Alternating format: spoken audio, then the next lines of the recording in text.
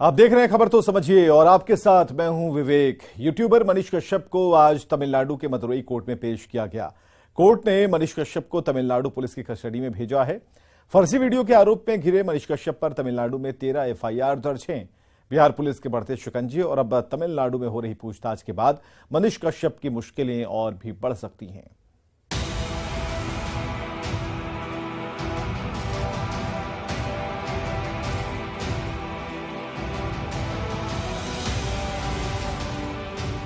फर्जी वीडियो मामले में यूट्यूबर मनीष कश्यप की गुरुवार को मदुरई कोर्ट में पेशी हुई।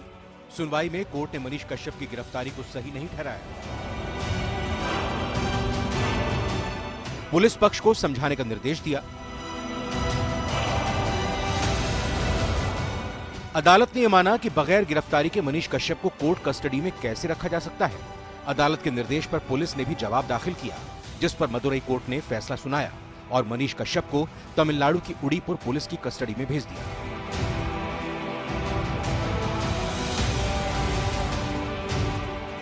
आपको बता दें कि बुधवार रात बिहार पुलिस यूट्यूबर मनीष कश्यप को लेकर चेन्नई पहुंची थी। मनीष कश्यप पर तमिलनाडु में बिहार के श्रमिकों पर हिंसा को लेकर भ्रामक खबर प्रसारित करने का आरोप है। बिहार पुलिस ने मनीष पर साजिश के तहत भ्रामक, अफवाहजनक और भड़काऊ वीडियो और फोटो प्रचारित करने का आरोप लगाया है, जिसके बाद जांच में तेजी आई। मनीष कश्यप पर तमिलनाडु में 13 एफआईआर दर्ज है। कृष्णागिरी और तिरुपुर सहित 3 जिलों में दर्ज हैं 13 एफआईआर। 6 एफआईआर में मनीष नामजद आरोपी हैं। कृष्णागिरी जिले में ही मनीष कश्यप पर 3 केस दर्ज हैं। तमिलनाडु पुलिस ने पहले मनीष को ट्रांजिट रिमांड पर लेने की कोशिश की, लेकिन एक दूसरी टीम प्रोडक्शन वारंट की मांग को लेकर बेऊर जेल पहुंची थी, जिसके बाद मनीष को साथ लेकर बिहार पुलिस चेन्नई पहुंची और मदुरई कोर्ट में उसे पेश किया गया। मनीष कश्यप पर जो पुलिस के आरोप हैं वो भी जान लीजिए। साजिश के तहत भ्रामक, अफवाहजनक और भड़काऊ वीडियो, फोटो प्रचारित किया। विधि व्यवस्था की समस्या पैदा करने की कोशिश हुई। राज्य सरकार को बदनाम करने की कोशिश की गई। 2 राज्यों में 2 भाषा बोलने वालों के बीच दुश्मनी पैदा करने की साजिश रची गई। देखने वाली बात होगी कि मदुरई कोर्ट के फैसले का कितना असर मनीष कश्यप के भविष्य पर पड़ सकता है। न्यूज़ 18 के लिए तमिलनाडु के मदुरई से करुणाकरण की रिपोर्ट।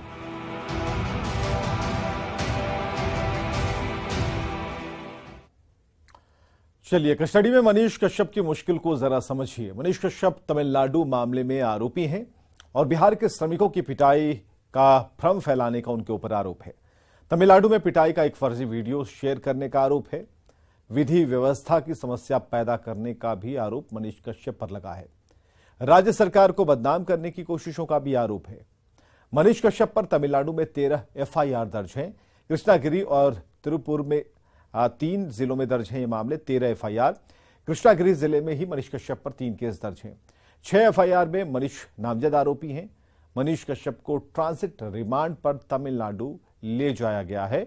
मदुरई कोर्ट ने मनीष को पुलिस रिमांड पर भेजा है। अब तमिलनाडु की पुलिस मनीष कश्यप से पूछताछ करेगी। ये जानने की कोशिश करेगी कि अफवाह फैलाने में उनकी क्या भूमिका है।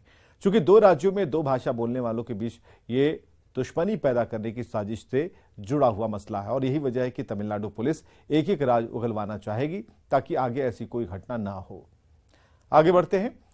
केंद्रीय गृह मंत्री अमित शाह के बिहार दौरे में फेरबदल किया गया है। अब 1 अप्रैल को अमित शाह पटना पहुंचेंगे। 2 अप्रैल को सासाराम और नवादा में रैली करेंगे। अमित शाह के दौरे को लेकर तैयारियां तेज कर दी गई हैं।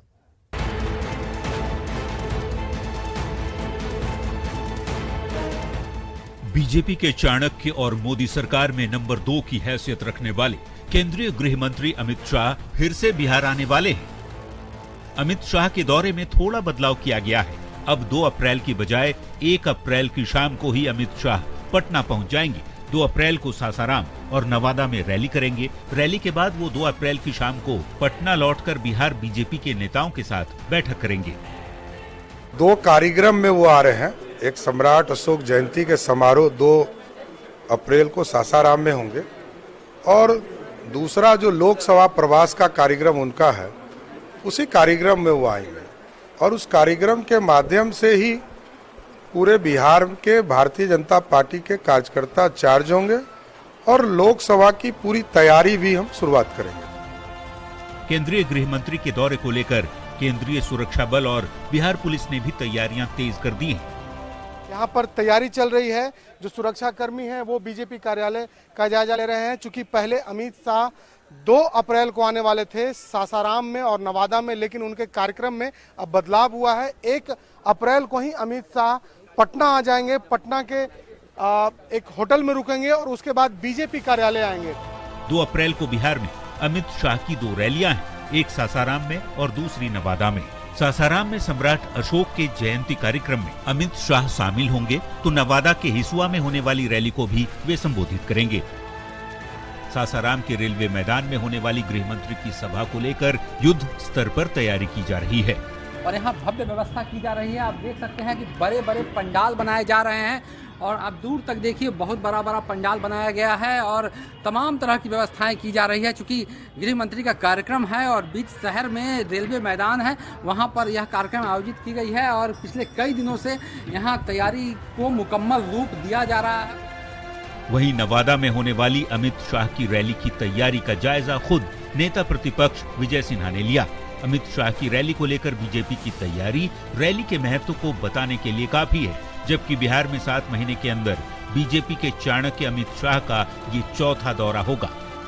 ये बता रहा है कि बीजेपी के लिए बिहार कितना जरूरी है।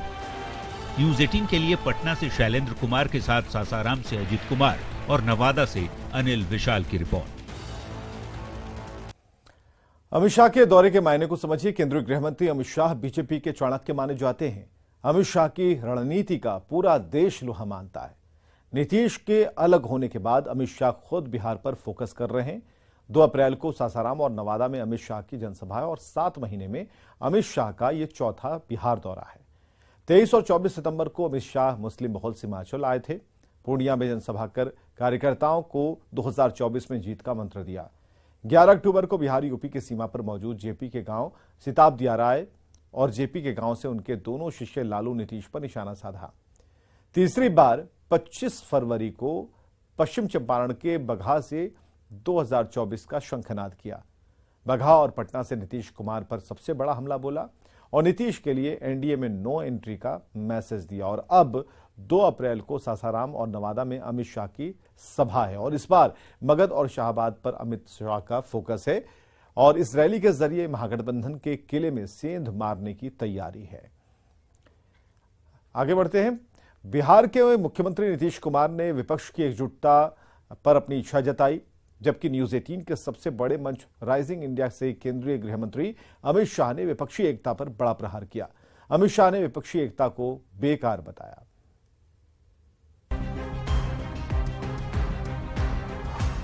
आप देख लीजिए, तय कर लीजिए कि अन्य लोगों के साथ मिलकर के करना है, तो हम लोग वेट कर रहे हैं, जिस दिन होगा उसी के लिए वेट कर रहे हैं। एकता का कोई मतलब ही नहीं है। कोई एक दूसरे को ना नेता मानता है, ना एक दूसरे के लिए एक सीट छोड़ने को तैयार है। 2023 में 2024 के लोकसभा चुनाव के लिए गोलबंदी शुरू हो गई है। ऐसे में विपक्षी एकता की बात बिहार के मुख्यमंत्री नीतीश कुमार के बगैर पूरी नहीं होती। नीतीश ने विपक्षी एकता के लिए सबसे बड़ी पहल की थी। वो केसीआर से लेकर सीताराम येचुरी तक से मिले, सोनिया गांधी से भी मुलाकात की, सबको विपक्षी एकता की जरूरत को समझाया। राहुल गांधी को स्पेस देने के लिए पीएम पद की दौड़ से खुद को अलग किया। कांग्रेस को खुले मंच से ऑफर दिया, साथ आने के लिए गुजारिश की, लेकिन कांग्रेस की तरफ से कोई ठोस जवाब नहीं आया। सीएम नीतीश को अब भी कांग्रेस की हां का इंतजार है।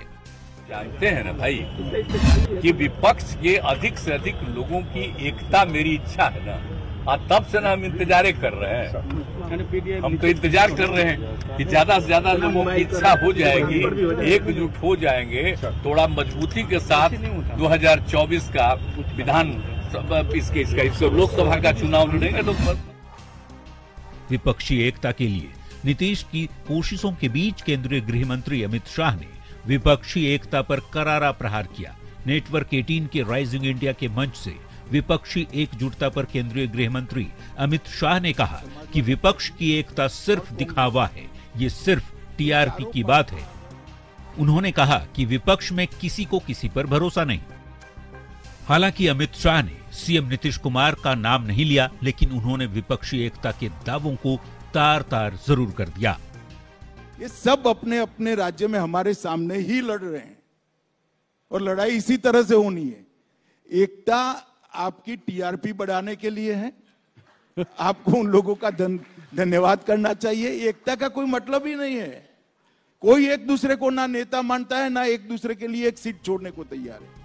आज की तारीख में देश के अंदर बिखरा हुआ विपक्ष है और विपक्षी नेताओं की महत्वाकांक्षा अमित शाह की बात को सच साबित करने के लिए काफी है, क्योंकि प्रधानमंत्री की कुर्सी विरोधियों के लिए एक अनार 100 बीमार जैसी नजर आ रही है। विपक्षी खेमे में केवल नीतीश ही नहीं, राहुल गांधी, मायावती, के चंद्रशेखर राव, तेजस्वी यादव, अखिलेश यादव, ममता बनर्जी, अरविंद केजरीवाल सरीखे नेता हैं, जिनकी महत्वाकांक्षा किसी से छिपी नहीं। वैसे अमित शाह के बयान के बाद बिहार में सियासी बयानबाजी तेज है। Bureau report, news 18। चलिए, विपक्षी एकता की उलझन को समझिए। सीएम नीतीश विपक्षी एकता का प्रयास कर रहे हैं और विपक्षी दलों के कई नेताओं से उन्होंने मुलाकात की, उन्हें विपक्षी एकता की जरूरत के बारे में समझाया, कांग्रेस के सामने विपक्षी एकता का प्रस्ताव रखा। लेकिन बात अब तक नहीं बन पाई है, क्योंकि विपक्षी नेताओं की अपनी अपनी महत्वाकांक्षा है। केसीआर कांग्रेस को कबूल नहीं कर सकते, ममता को भी कांग्रेस का साथ मंजूर नहीं, केजरीवाल, नवीन पटनायक कांग्रेस के साथ नहीं आ सकते और कांग्रेस को राहुल के अलावा कोई मंजूर भी नहीं है। अमित शाह का कहना है कि केसीआर पश्चिम बंगाल में चुनाव नहीं जितवा सकते, ममता बनर्जी का तेलंगाना में कोई जनाधार नहीं है, एसपी के अखिलेश का यूपी से बाहर जनाधार नहीं है और नेताओं का कांग्रेस से कोई तालमेल नहीं हो सकता। अभी तक कांग्रेस ने नीतीश का ऑफर स्वीकार नहीं किया, यानी विपक्ष की एकता बस दिखावा है। आगे बढ़ते हैं। मोदी सरनेम पर की गई टिप्पणी को लेकर पटना के एमपी एमएलए कोर्ट से कांग्रेस नेता राहुल गांधी को समन जारी हुआ है। 12 अप्रैल को राहुल गांधी को कोर्ट में हाजिर होने को कहा गया है।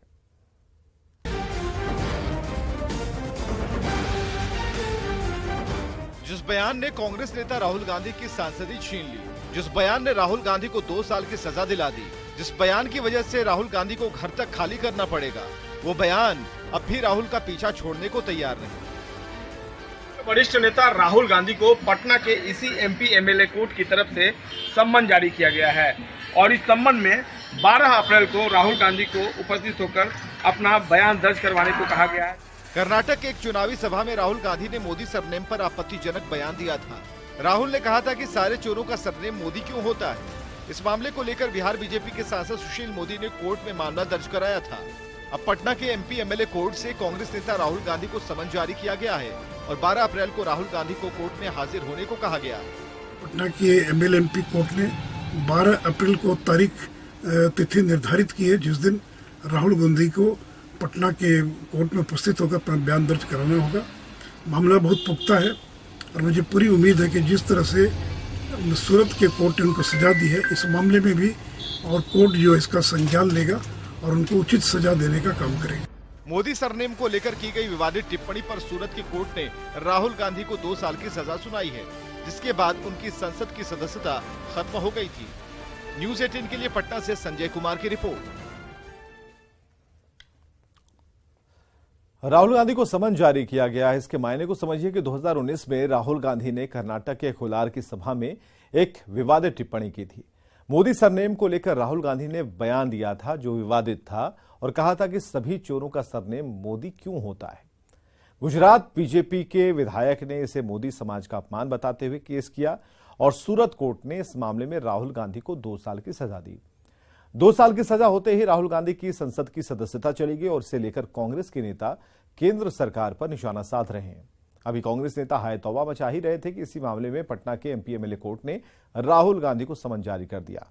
कोर्ट ने राहुल को 12 अप्रैल को हाजिर होने को कहा है, जिस पर सुनवाई करते हुए एमपी एमएलए कोर्ट ने राहुल गांधी को समन जारी किया। राहुल के खिलाफ केस करने वाले सुशील मोदी को भरोसा है कि यहां भी राहुल गांधी को सजा होगी।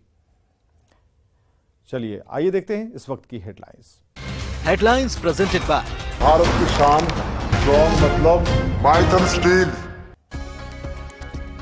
नया संसद भवन देखने पहुंचे पीएम मोदी। प्रधानमंत्री ने किया सरप्राइज विजिट। लोकसभा अध्यक्ष के साथ लिया सुविधाओं का जायजा। नए संसद का भव्य और खूबसूरत नजारा आया सामने। फर्जी वीडियो मामले में मनीष कश्यप की मदुरई कोर्ट में पेशी। मनीष कश्यप के वकील ने रिमांड का किया विरोध। दोनों पक्षों को सुनने के बाद कोर्ट ने फैसला रखा सुरक्षित। सुशील मोदी की शिकायत पर समन। राहुल गांधी को समन। पटना के एमपी एमएलए कोर्ट से समन जारी। 12 अप्रैल को होना होगा हाजिर। मुख्यमंत्री हेमंत सोरेन ने रांची के तपोवन मंदिर में टेका माथा। जय श्री राम के लगाए नारे। 1 साल में मंदिर के कायाकल्प का किया वादा। जय श्री राम, जय श्री राम, जय श्री राम, जय श्री राम, जय श्री राम। पटना के डाकबंगला चौराहे पर रामनवमी पर भव्य शोभा यात्रा। सीएम नीतीश और राज्यपाल रहे मौजूद। शोभा यात्रा में उमड़ी लोगों की भीड़। प्रेजेंटेड बाय भारत की शान, स्ट्रॉन्ग मतलब माइथन स्टील।